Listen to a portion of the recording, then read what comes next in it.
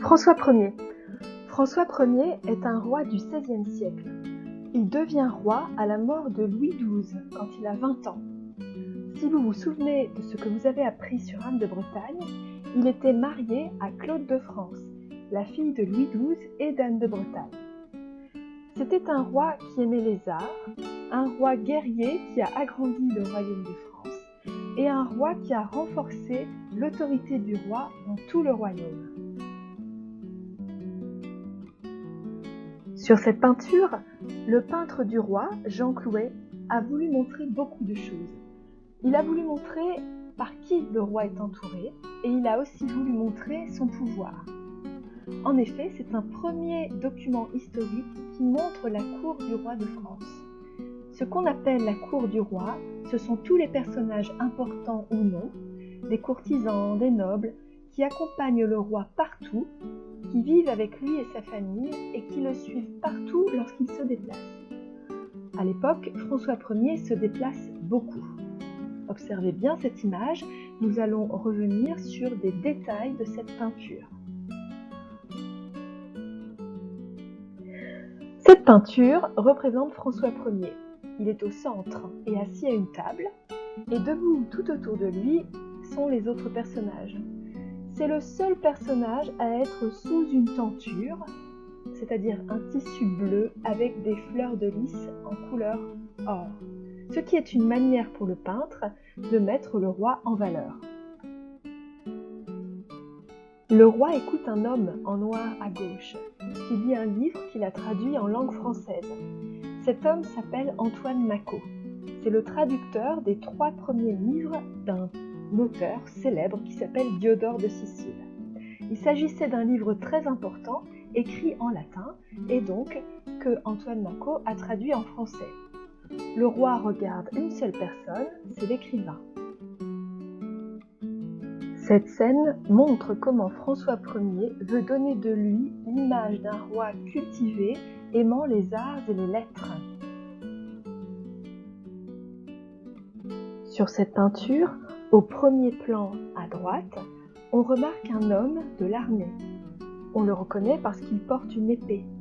Son épée montre qu'il représente l'armée du roi, ce qui signifie que le roi est le chef de la guerre.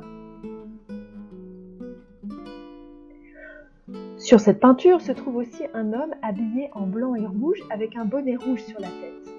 Il est à la même hauteur que le roi.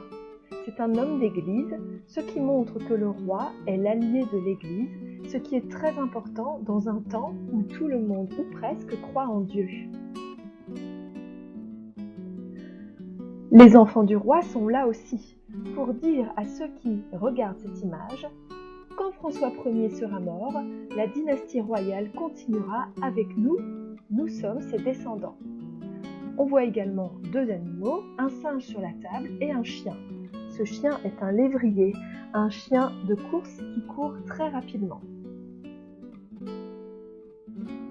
Il est important de remarquer que tous les personnages, ou presque, sur cette peinture, tous regardent le roi, ce qui est une manière de montrer qu'il est le centre de tout et que lui seul regarde une autre personne. Le roi regarde le savant qui lit. À travers cette image, le peintre montre que le prince est l'ami des arts et de la pensée. Mais François Ier, on se souvient aussi de son action par rapport à la langue française. Voici un document que je vais vous lire. D'après l'édit de Villers-Cotterêts, le 6 septembre 1539. François, par la grâce de Dieu, roi de France, faisons savoir à tous et ordonnons les choses qui suivent. Article 110. Afin de bien comprendre nos lois, nous voulons et ordonnons qu'elles soient faites et écrites si clairement qu'il ne puisse y avoir d'ambiguïté ou d'incertitude, ni lieu à demander interprétation. Article 111. Nous voulons donc que, dorénavant, tous les textes officiels soient prononcés, écrits et donnés aux gens en langage maternel français et non autrement, car tel est notre plaisir. François. Donc ce document montre que François Ier est un roi qui exerce son pouvoir d'une nouvelle façon plus autoritaire.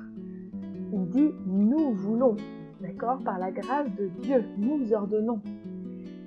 Ce texte, c'est le premier texte royal qui demande à ce que tous les textes officiels, toutes les lois soient écrits en français et non plus en latin. L'objectif, c'est que tout le monde comprenne. En effet, très peu de gens parlent latin, alors que le peuple, la majorité du peuple parle français. Donc l'objectif est que tout le monde comprenne les lois que le roi énonce ou impose. Ensuite, à la fin du texte, vous voyez « car tel est notre bon plaisir ». Cette expression montre que c'est le roi qui prend la décision.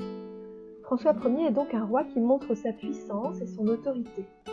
Retenez bien le nom de ce texte, c'est l'édit de Villers-Cotterêts du 6 septembre 1539, et à partir de ce moment-là, tous les textes officiels doivent être écrits en français. Que faut-il donc retenir de François Ier ? François Ier est un roi de France du XVIe siècle, qui appartient donc à l'époque moderne, qu'on appelle aussi les temps modernes. Il a régné de 1515 à 1547, date de sa mort. C'était un amateur d'art. Il a imposé l'utilisation de la langue française dans tous les textes officiels pour que la loi soit comprise par tout le peuple. Le texte s'appelle l'édit de Villers-Cotterêts.